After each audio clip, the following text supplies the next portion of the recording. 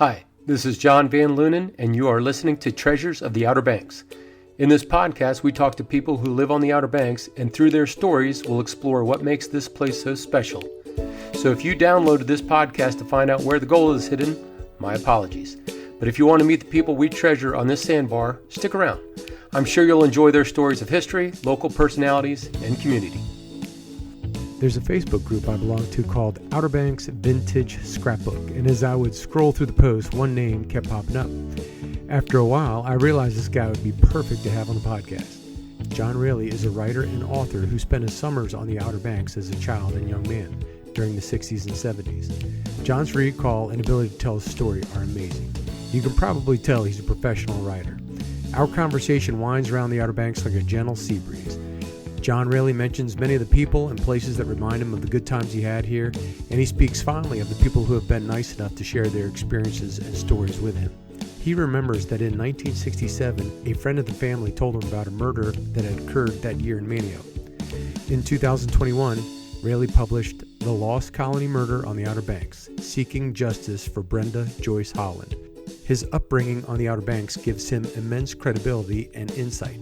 It also allowed him to quickly create relationships with the people he interviews. During our interview, John also talks about his latest book, which has since been released, Andy Griffith's Manteo, His Real Mayberry. As a child, I was a big watcher of the Andy Griffith Show reruns, so I always thought it was pretty cool that he lived in Manteo. By the way, he was still alive when I moved here, and unfortunately he passed away a few years ago. The fact that Andy Griffith was just a regular guy who would walk around barefoot makes me like him even more. I purchased the Andy Griffith book, and it is currently in line to be read very soon. Hopefully, I can do a follow-up interview with John Railey so we can discuss the Andy Griffith book in more detail. John Railey's books can be purchased at Downtown Books in Manteo, Buxton Village Books in, surprise, Buxton, and of course on Amazon. John wanted to give a special shout out to the great friends, relationships, opportunities, and experiences that made his time on the Outer Banks so special. Specifically, the Nunnamakers, the Joe Lamb crew, the Seafair restaurant crew, and the Coastland Times. Sit back and relax as John shares his experiences, stories, and friends from the Outer Banks. Thanks for getting on here and talking with me today. Can you tell me a little bit about how and when you came to the Outer Banks? Yeah, so this all started with my father being in World War II in the South Pacific on an LST called landing ship tanks. They took Marines into remote islands in the South Pacific, and one of the guys he was with was Billy Tarkington, who was a beloved teacher at Manteo High School for a while, and then he started up the Ocean House Motel in Kill Devil Hills. So my father was from backcountry northeastern North Carolina, and when he got married, Billy was in the wedding, and Billy said, "Well, y'all got to have your honeymoon on the Outer Banks." And so there were a few cottages there called the Seven Sisters right near Jockey's Ridge, kind of, I think, around the little tiny median strip near Austin's. So they stayed there, and Uncle Billy lived with his mother in Manteo, so he brought a bunch of people to party there every night. I'm sure my mother didn't quite go for that. I think my Uncle Billy's ulterior motive was to get them down there so he could have a place to get away every night. But my parents just fell in love with the place. In 1961, they bought a flat top turquoise cottage at 10 Mile Post, built by Ezra Gibson. It was beside one of the first A-frames that Ezra also built. And great little neighborhood because we had the Mises over at their art gallery, and then we had the Grays, and just real good bunch. And the Nunnamakers were right nearby with Buster and Chris, and Buster's parents, Carl and Sally. So it was just a great place to grow up, and it was an amazing time because my parents bought their flat top turquoise cottage for $14,000 oceanfront in like 1961. I mean, you could never do that now. Yeah. And there was all this barren land around us. Most of the cottages didn't have phones. We'd go over to, if we gave people from our hometown our number at Nunnamakers, and if it was an emergency, they'd call, and Nunnamakers would send somebody over to our cottage to tell us about it.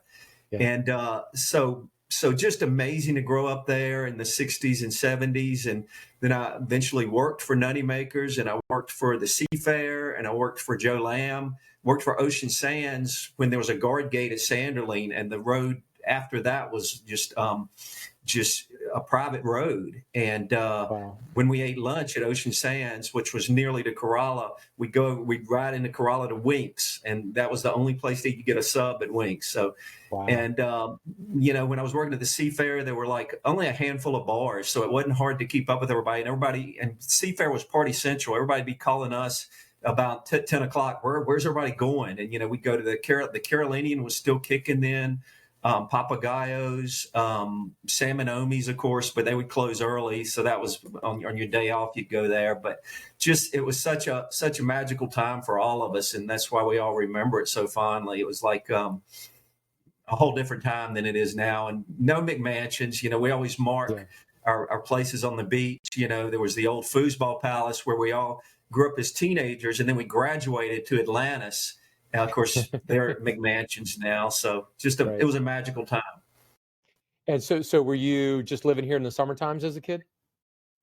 Yeah, when I was growing up, I would be here in the summertime, and then I lived for a while right after college, working for Joe Lamb, and then I always then I freelanced some for the Coastland Times, and what I love about the two books I've been working on now is they keep me going back. I always really think of the banks as my homeland, and I consider myself an economic exile now. We sold our family place about 3 or 4 years ago, and so now I'm just trying to figure out a way to get down there. As it's gotten so expensive to live there now. Where was home in the wintertime? Backcountry Tidewater, a little town called Cortland, Virginia, which is kind of between Suffolk and Emporia. We had a nice river there, the Nottoway, which I always paddled when I was there, which eventually joins all these other rivers and flows into the sounds and flows to the sea. So it's kind of like, as a writer, you define yourself through metaphors and narrative. And I always think of mine as rivers to the sea, kind of like Odyssey. Yeah. And where was the Seafair that you worked at? That was about 13 milepost, and there's a great old sign from it still standing. And one of the houses. And they have those apartments there or something like that, right? Yeah, I think it's nice. But Heyman did. Yeah, the Heymans lived in that house, and then they had apartments for some of the workers. And now it's a nice family that lives in that house, and they said they were going to leave that sign up there. We put it on Outer Banks Vintage scrapbook on Facebook, and I put it on my site as this is one of the last remnants. And interestingly enough, the other day when I was riding the beach road, I always take the beach road, never the bypass when I can help it. Although there's some very nice businesses on the bypass, but including yours. So the other day, as I'm riding in front of that house, there was a guy doing driftwood art, and he lives in back of one of those apartments there, and so driftwood has always hit me, and that's one of the things my father taught me to love. My father was a great body surfer too, and he was a lawyer that took on in those days the casino. It was this was the days of all the conflict between parents and youth, especially the ones in college, and I was a little younger than my siblings casino days, but I heard about the stories of them trying to keep order there with mace and dogs, and it was Rass and Donnie And you're Point. talking about the casino in really fun Nag's Head? You're talking about the casino in Nag's Head? Casino in Nag's Head, yeah. And by the time I was coming around in the late 70s, there was a watered down place. I think it might have even been called the Casino, but it wasn't the same as the big old yellow and white place that had been there forever. Right. Okay. And wasn't there a Seafair 2 down here by me at milepost 16? Yeah. There was in that little right around that. It's a little bigger than a strip mall, but it was on the right on the bypass, and that was the Seafair. Did he call it? He called it the 2 or the 3. He had the Seafair Junior behind the Seafair for a while, and then in Kill Devil Hills, like I said, it was the Seafair 2. I'm thinking Seafair 3 maybe. Okay. Yeah. I seem to remember seeing something like that. I would wait tables for Mike some there while I was working for Joe Lamb. Yeah. And so eventually you go off to college to become a writer? Well, I went to UVA my first year and quickly found out I hated it because I'm a coastal plain, ocean kind of guy, and I felt some people talk about mountains as freedom. I felt like they were going to cave in on me, so I saw the light and transferred to Carolina and majored in English and didn't know what I wanted to do with it, and I started to mess around with freelancing for I was living in Chesapeake. in Great Bridge, and I freelanced for the Chesapeake Post and got a job with the Suffolk paper and eventually the High Point paper, and rose up to be editorial page editor of the Winston-Salem Journal. And about 3 years ago, I got downsized from that job in newspapers. Now it's not a question of if you're going to get whacked, but when. Yeah. So, I figured out it took me a while, but I figured out, how I was going to make a living and do something that was fun to me. And so I have a combination of contract work now. I write for Winston-Salem State's Center for the Study of Economic Mobility. I do mitigation investigations for the state on death penalty cases, establishing, the rough circumstances people grew up with and why the state shouldn't kill them. And then I write books. So tell me about, you wrote, I believe this is your first book, The Lost Colony Murder. Tell me exactly what the title is, because I don't want to butcher it up. And go ahead and just, tell me a little bit about that story, if you don't mind. Yeah, thanks, John. Well, quickly, I have one other book that came out in 2015, Rage to Redemption in the Sterilization Age, A Confrontation with American Genocide. That's an account of me and my team members at the Winston-Salem Journal fighting, uncovering this state's forced sterilization program and leading the state to become the first in the country to compensate victims of forced sterilization. When was forced sterilization going on? It went on from 1929 through 1974. And the interesting thing about that book is, and I really believe the great spirit and serendipity and grace kind of leads me to a lot of things. And that story, two of the main victims of sterilization I talked to, one was from Edenton and one was from Plymouth. And, the part of the coastal plain I grew up in Virginia is just, it's the same coastal plain over from there. So I told their stories in that. And the correlation with the Lost Colony book is, I was raised by an Atticus Finch type lawyer, so I'm always out for the underdogs. And if I see injustice, I'm hot wired to try to do something about it and to give voice to the voiceless. So in the course of that, I had been to see the movie Chappaquiddick about Ted Kennedy 3 or 4 years ago, right after I got downsized. And, the girl that drowned in the water, powerful and prominent people. And it hit me. I started to write about that. And it hit me that we had kind of a similar case or a case that involved the powerful and prominent around the same time, the Brenda Joyce Holland case that I grew up with. I was 6 years old when it happened. I was talking about my Uncle Billy earlier at the Ocean House Motel. Well, he owned that with Sheriff Cahoon. And Uncle Billy, we as children, we didn't know that the ocean was the cooler thing. We always wanted to, the grass was greener. So we wanted to swim in Uncle Billy's cement pond, his pool there.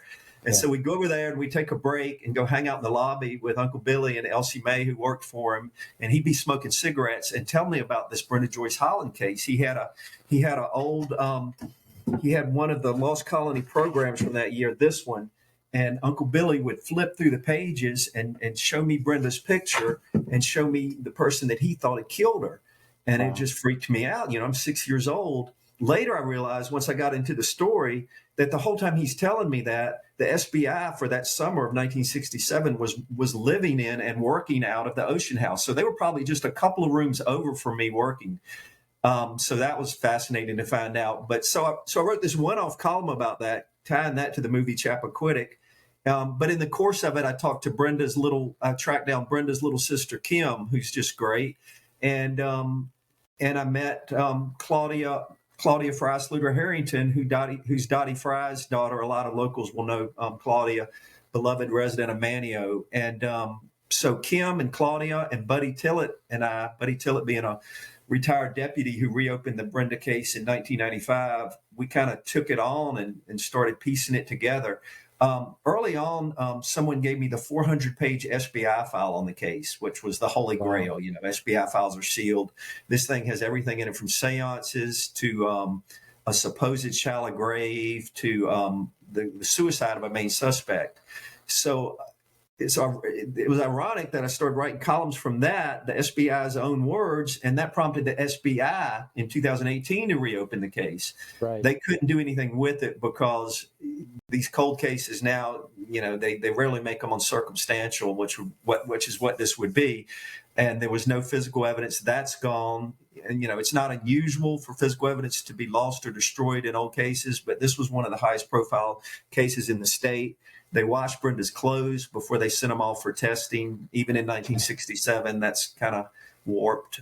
So it was all these fumbles, and that just led me that somebody had to speak for her. John, for people that might not be familiar with the base facts of the case, should I lay those out? Yeah, go ahead, please. Yeah, so Brenda was 19 years old. She was from the mountains outside Asheville, Canton. Good blue collar family. She'd never seen the ocean before she got down there. She was going to Campbell College. She was a sophomore. She was active in theater there, so she landed the job as makeup supervisor, which was a very big deal for a 19-year-old. She was under Rennie Raines, who was costume supervisor, who was just a legend. She worked for Carolina Playmakers the rest of the year, which is the Carolina Playmakers had produced Andy and Thomas Wolfe. And Rennie, of course, she knew Andy. Andy and Rennie were old friends. So Brenda came down to the Outer Banks like so many people to work in the Lost Colony. By then, a lot of up-and-coming people wanted to catch the magic that Andy had caught at the Lost Colony. They wanted to become stars. They wanted to make the connections. Brenda, some people would go to New York to do that. Brenda's took a form, she was more cautious. Let's try this first and make my connections. As you know, Manteo is a very loving, warm place, but at first it can be a little suspicious of strangers that the insiders call wash-ins. They took Brenda in her 1 month on the island and just loved her. She made many good friends. She still talked about there. So she was there a month. Early in the early morning hours of July 1st, 1967, she disappeared. There was a massive search, including mainly her fellow Lost Colony cast members. She was walking home from Burnside Road, which is, you turn there at the library, and she was walking over to what's now Ananias Dare Street. Then it was called Main Street. She lived in a house there with Dick and Cora Gray Twyford, who were very good folks, and they rented her a room. She never made it home. So when she didn't show for work that Saturday evening, they knew something was wrong because she was such a reliable person. It just wasn't like her. So a massive hunt started by Monday morning. And so they combed through the woods along Burnside. Then they look all around the Lost Colony area. They're starting to find pieces of her, things from her pocketbook. Her shoes were beside the road going over to the Old Man's Harbor Bridge. So she's found 5 days later floating in the Sound by a Civil Air Patrol pilot who was part of the search. And she was partially clothed. And an autopsy would find that she'd been strangled and possibly raped. So Dare County had never seen a murder like this. And I think of it as kind of like the beginning of the end of innocence for the county. I mean, people were never really on guard. It was common on the island for people to leave their doors unlocked. And this caused a rage of fear. And the Roanoke Islanders, as one of them told me, he says, "We don't judge. We want to know everything about you, especially what you like to drink, but we're not going to judge you." But during a few months of this investigation, you had some bad things of that, like paranoia going through the island. You had employers informing on employees, neighbors informing on neighbors, lovers informing on lovers. You had 6 main suspects. 2 of them were African American. 1 of them was gay. So you had currents of racism and homophobia working, and all this set against the supposed summer of love of 1967. So all the twists and turns this thing was taking, I knew I had to set it all down. Yeah, that's an amazing story. I want to ask you what you think about the suspects, but I don't want to ruin the book. Yes, and I drive to the end, and I feel like I'm equipped to make the case for who killed Brenda, because I spent a lot of my journalism career. And I think I'm still in my journalism career, but I have spent a lot of it in covering police and courts. At one time, I was special investigations reporter for the High Point Enterprise. What we were doing with the sterilization compensation work was a lot of investigation. So I feel like I have a pretty good sense of that, and especially criminal investigation. I read that 400-page file probably 20 times, and I've talked to people still living that were case insiders.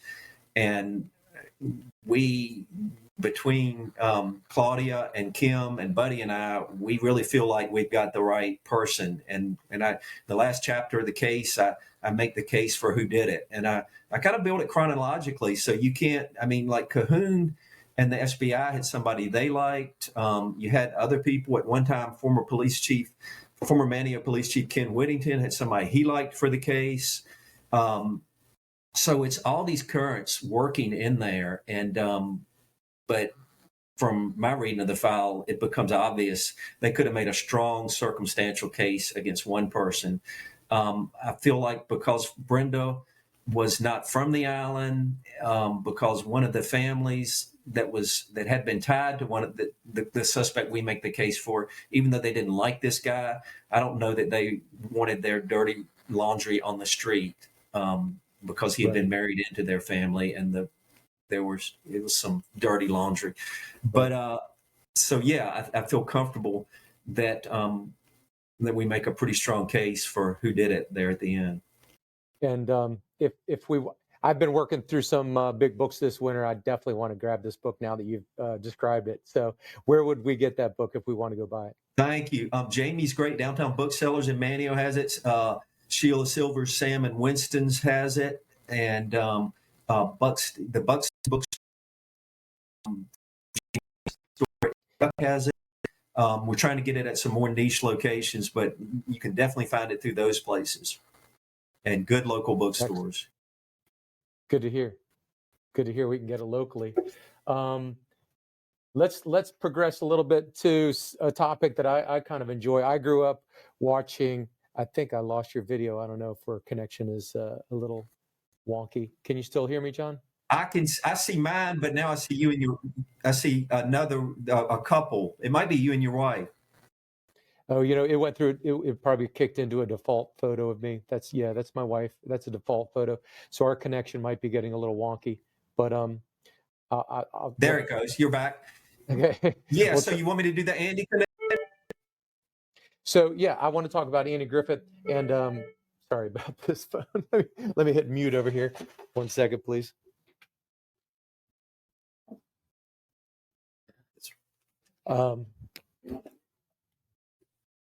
So I grew up watching Andy Griffith reruns all the time, and I feel like I was part of the family, and it was just kind of ironic that I moved to an area where he then lives, so I don't know. He was definitely that wholesome dad, and always had some good wisdom, pearls of knowledge and stuff like that. So I really want to get this book. So go ahead and tell me a little bit about this book. And has it been released yet? No. And John, where did you grow up? Silver Spring, Maryland. Okay. Lived in a few places. I think that's a good barometer. I mean, Andy's nationwide, probably worldwide. Yeah. Yeah. So in the course of working on this book about Brenda Joyce Holland, like I came from Nag's Head culture, and that's one level, but Manteo was always, that's very insular, and you just don't go over there and start asking questions. So I developed good friends on the island through the Brenda book. I always knew I was on the right track because all of my sources talked in the beautiful brogue. Ice is ois and tide is toid. Yeah. And they, it's fast disappearing, but my sources speak it. So in the course of working on the Brenda book, so they take me in and they're telling me everything for that. And in the course of it, they'd be going like, yeah, and that's the day we saw Andy over here. And I'd always heard that. I'd seen him growing up, but I'd never been that close. And I was like, wow, this is amazing. And so as this book started to draw to a close, the Brenda book, I was going, okay, I need to do this Andy book. And the thesis started to develop that Roanoke Island formed him as an artist.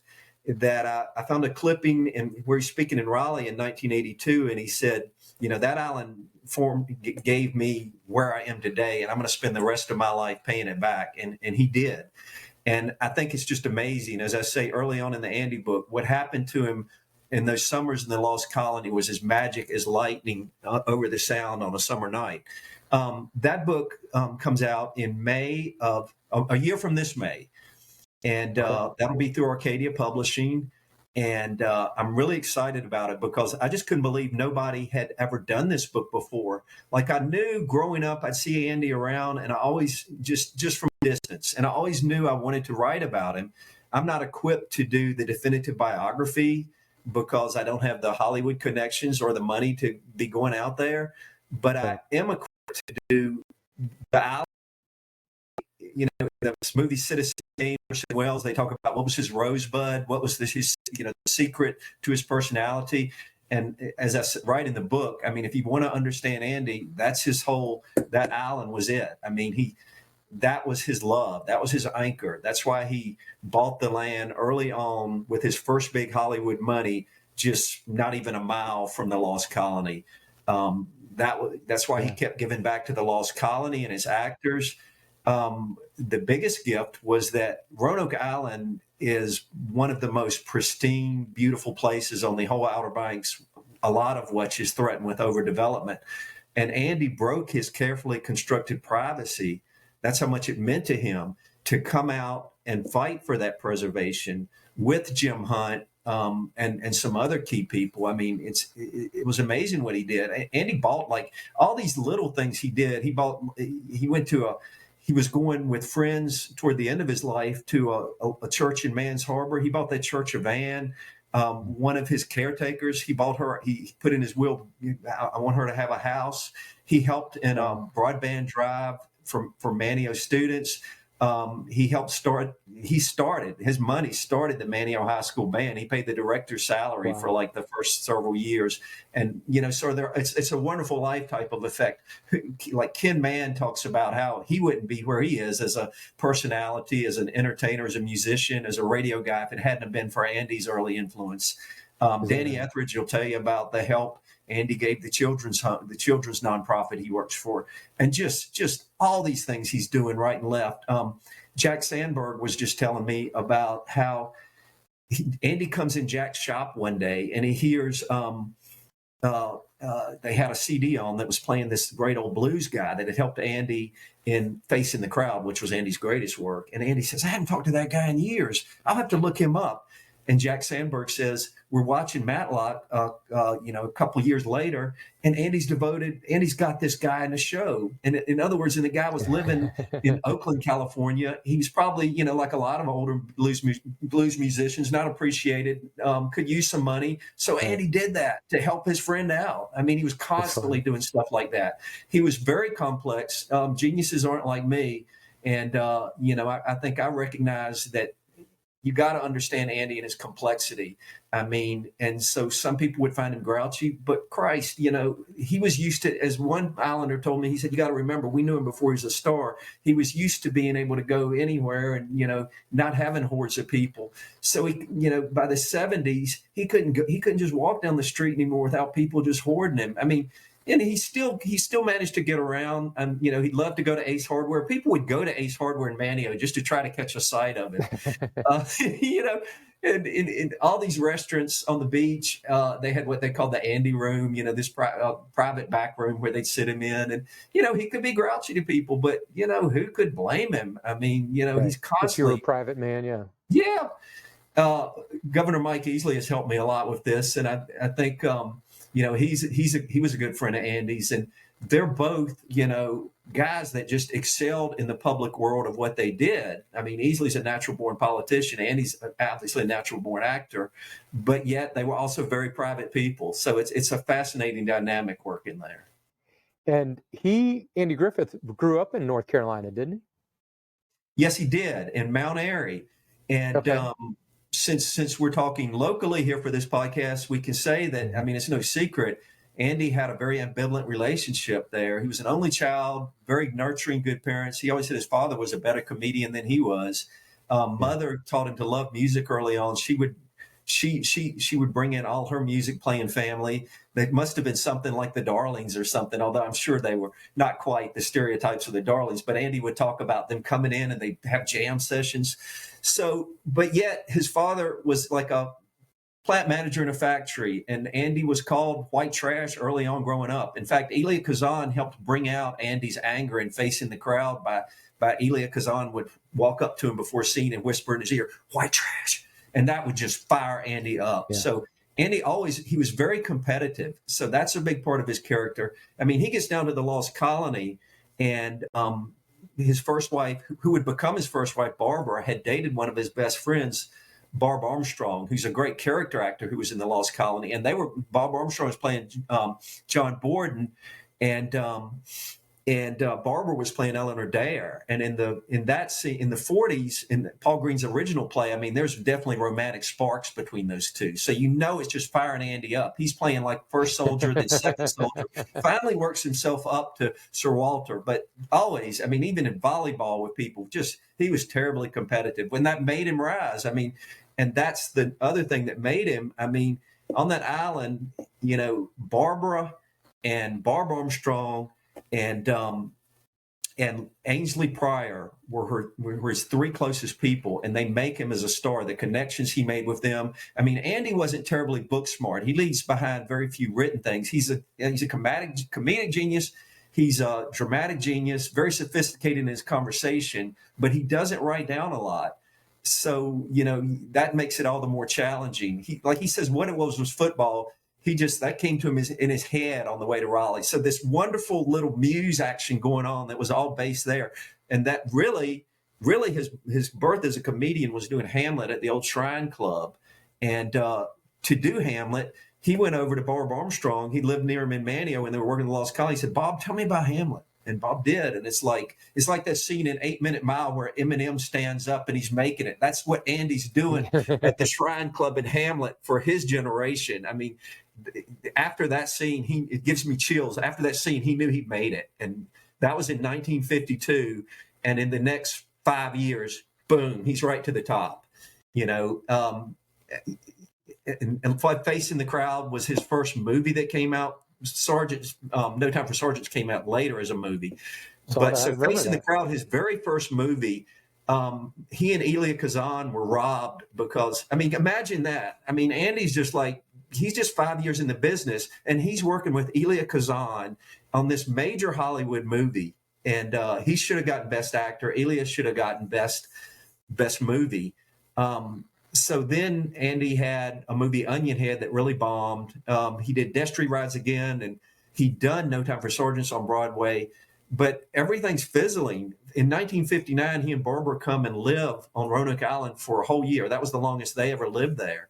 And Andy was the choir director. Andy was like this fascinating guy who could party like hell all night and then be the choir director the next day. He always had like the devil on one shoulder and the angel on the other, like a lot of great Southern artists. Jerry Lee Lewis, a lot of people were like that.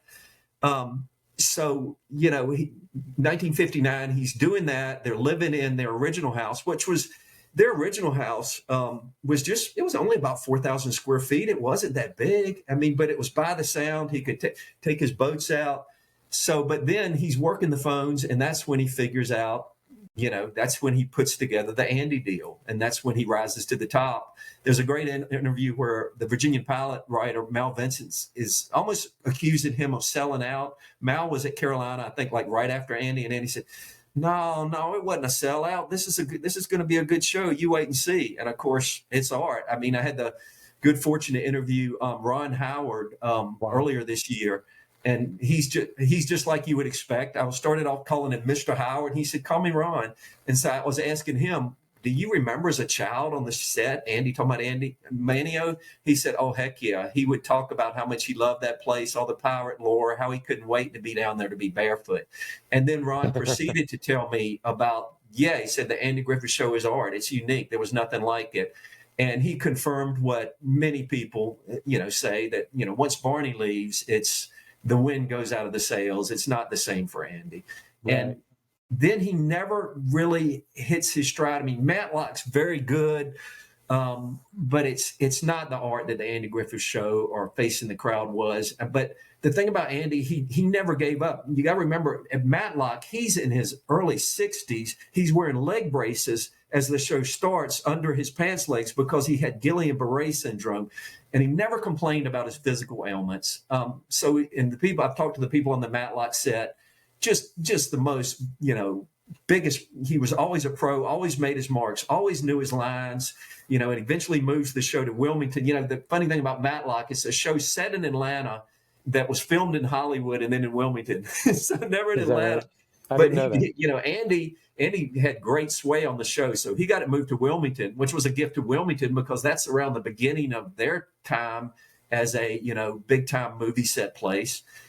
So Andy would work like hell all week, but around Friday, early afternoon Friday, he'd get on his private plane with his private pilot, and he'd have his little jug of white wine in there on the cooler, and he'd head back to Manteo. I mean, I just love Andy as somebody that from my father's generation, they worked hard and they played hard. So Right. It's fascinating. And he loved his boats, of course. He could have any boat he wanted. He had some clean line boats built by Jack Allen and Jack Wilson of the island in the early days. And then he discovered pontoon boats. He had some of the first on the island.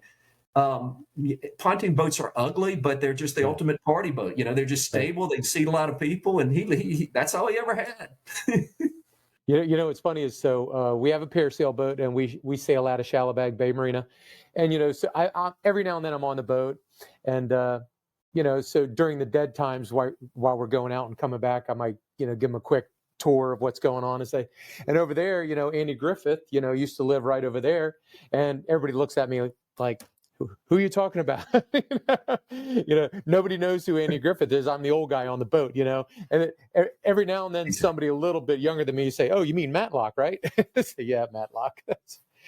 But what do you know? The coolest stories I heard, after he passed away, a lot of people shared some really cool stories, but I always thought it was cool that he would just, when he was around town, he would just walk around barefoot, which I think is just so classic Outer Banks, Yeah. Well, it was also connected. Yeah, I remember him seeing walking around barefoot. And, one of his stops would be the liquor store. And everything was so connected. Like when Andy went in the liquor store, which was there by Foodorama, the guy that was supervising that liquor store was Robert Midget, who used to be called Singing Bob so he wouldn't be confused with other Robert Midgets on the island. There's Robert Midget that plays Manteo, but this Robert Midget was in the play early with Andy, so everything was connected. And Andy's having just so much fun. And he loved practical jokes. Like at one point, he and a friend would. This was after he was divorced from Barbara. He and a friend would ride to Corolla when Corolla was really the last frontier. And they go to their own jeeps and they drink beer and look at the horses. And so one weekend after that, one of Andy's good friends was a banker. And this guy was recently divorced, and Andy would stop by and drop by lunch, just looking after his friend, and leave it with the secretary. And one time my friend said, did you see Andy today? And she said, oh yeah, he put it in the break room. So my friend picks up the sandwich, looks like a good hamburger, and he starts to take a bite. And he says, before I took a bite, I realized that was a horse turd in there. So this was Andy had saved a horse turd from the weekend before. This was how immaculate he was in his practical jokes and how crazy. So and my friend called him and said, I saw it before you got me. So I just think that's the craziest thing. Yeah, Andy would have let his friend take a bite of that. I mean, that's how wacky he was as a practical joker. Oh my gosh. So did he just pretty much rattle around the house for those last few years that he lived in Manteo? I mean, yeah, good friends would take him out on the boats, and he would get out, and he was bedridden toward the end, and that just killed him because he was a very active person. He had his yellow labs were with him at all times, and he loved them. And before he got bedridden, he just loved to sit in the old house, and he'd watch Andy Griffith. He'd watch reruns of the AG show. And he'd have one of his labs beside him, and he'd be eating crackers and putting peanut butter on them, and eat one and give one to the dog. And he would call out the next line of the show, what he'd say on the show. And just love to do that, and love to reconnect with everybody.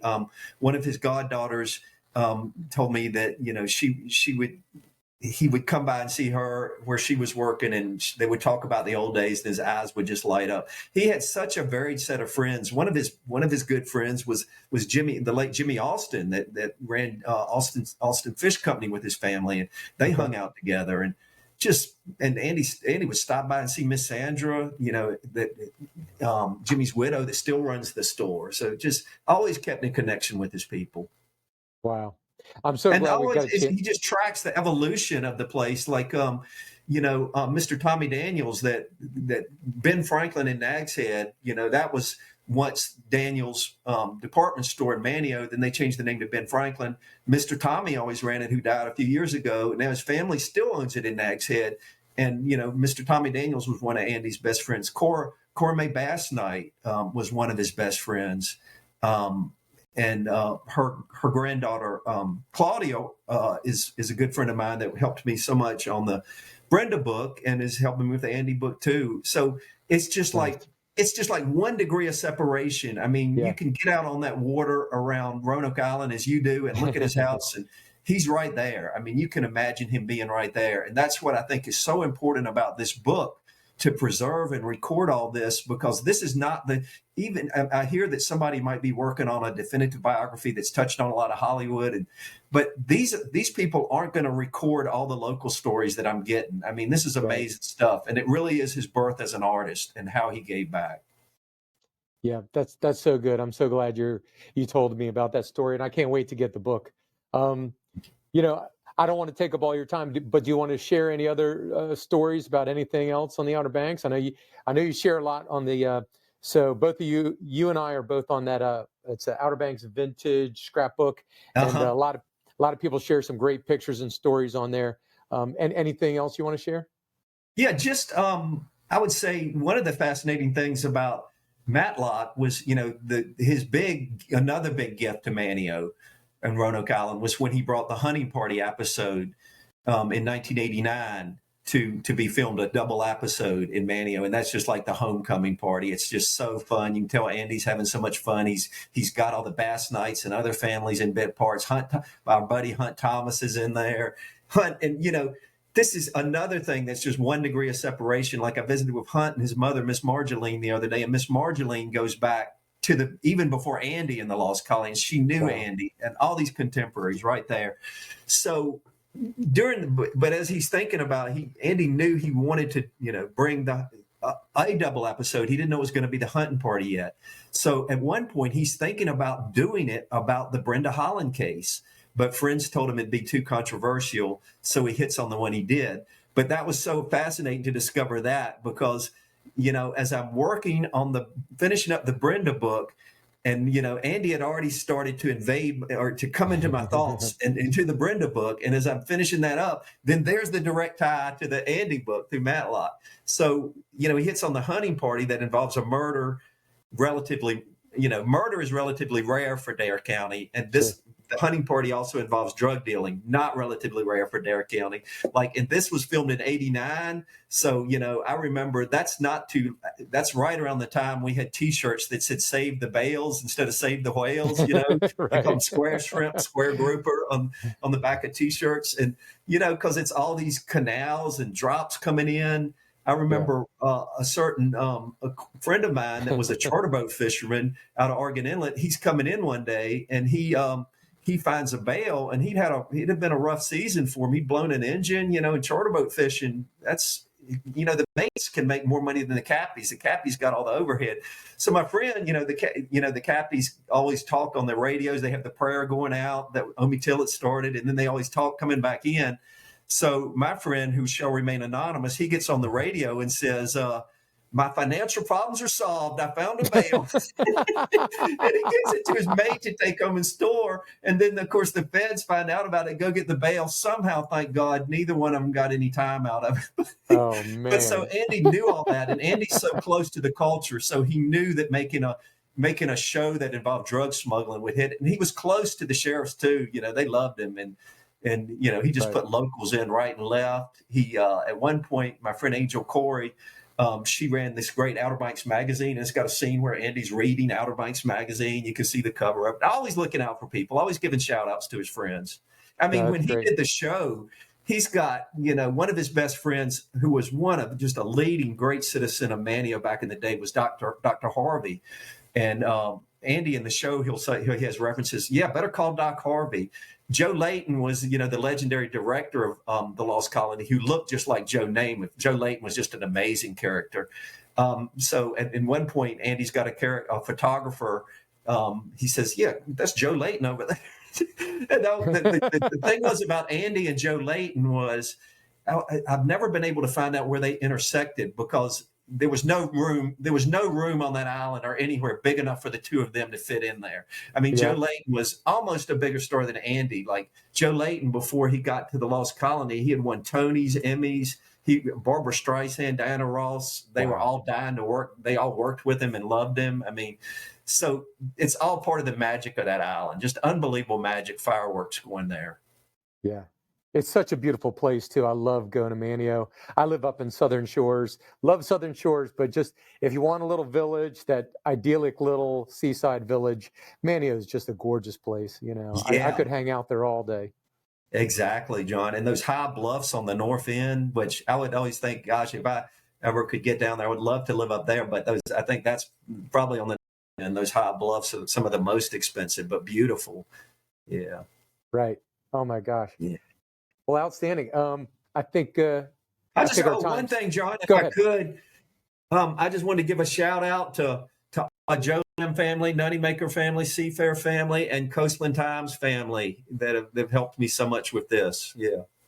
It just helped nurture me as I like to think of myself as an outer banker, and I owe it to all my friends like that. And the Coastland Times ran my columns that I developed that, led me to develop the Brenda book. So Teresa Schneider, who's, direct descendant of the Meekins, the legendary Meekins of the paper, real good people.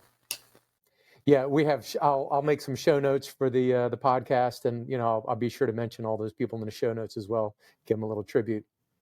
The name of the podcast is called Treasures of the Outer Banks, and you're definitely a treasure.